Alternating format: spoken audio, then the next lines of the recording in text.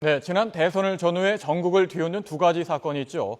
남북 정상회담 회의록 유출 사건과 국정원 여직원 감금 사건을 수사해온 검찰이 오늘 수사 결과를 발표했습니다.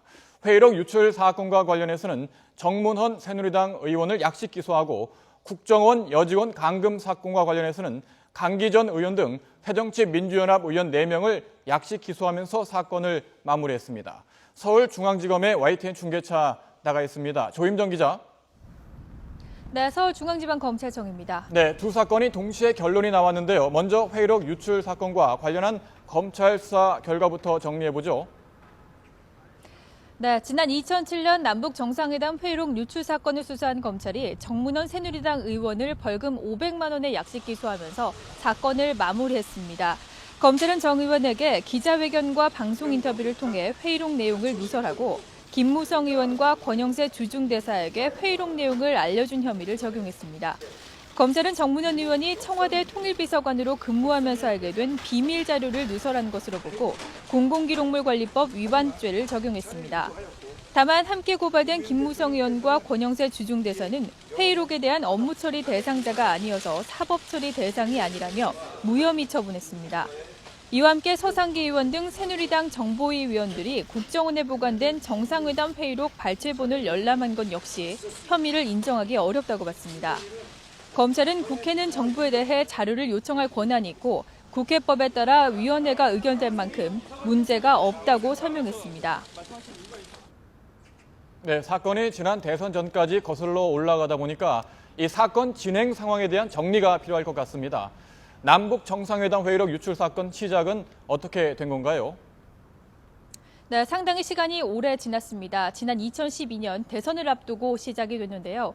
정문헌 의원이 NLL 관련 발언을 하면서 사건이 시작이 됐습니다. 정 의원은 고 노무현 전 대통령이 김정일 위원장과의 회담에서 NLL을 포기하겠다는 취지의 발언을 한 비공개 대화록이 존재한다고 밝혔습니다. 이후 김무성 의원도 이런 주장에 가세했는데요. 김 의원은 대선 직전 부산 유세에서 고 노무현 전 대통령의 NLL 관련 언급을 공개했습니다.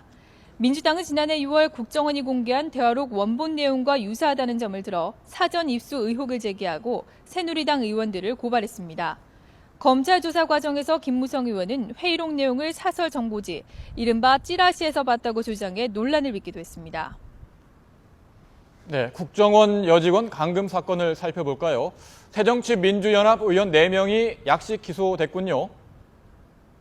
네, 그렇습니다. 당시 검찰 조사 대상에 올랐던 11명 의원 가운데 4명이 약식 기소되면서 이 사건은 마무리됐습니다.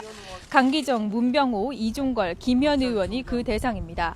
이들 의원들은 모두 이틀 가까이 국정원 직원 김모 씨의 오피스텔 앞에서 자리를 지키면서 김 씨를 감금했다는 혐의를 받았는데요.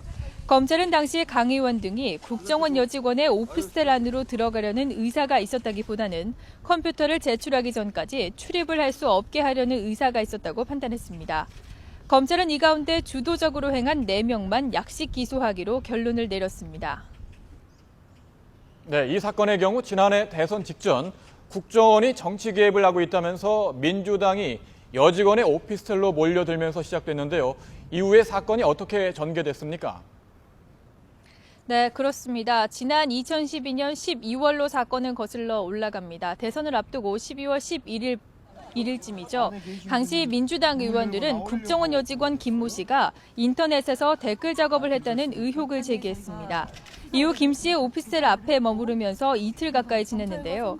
김 씨는 자신이 감금을 당했다며 민주당 의원들을 경찰에 고소했고 새누리당도 같은 의견으로 전현직 민주당 의원 11명을 고발했습니다. 검찰은 이 가운데 8명을 서면 조사한 뒤 강기정, 김현, 문병호, 이종걸 의원 등 4명을 소환해 조사했습니다. 지금까지 서울중앙지방검찰청에서 YTN 조임정입니다.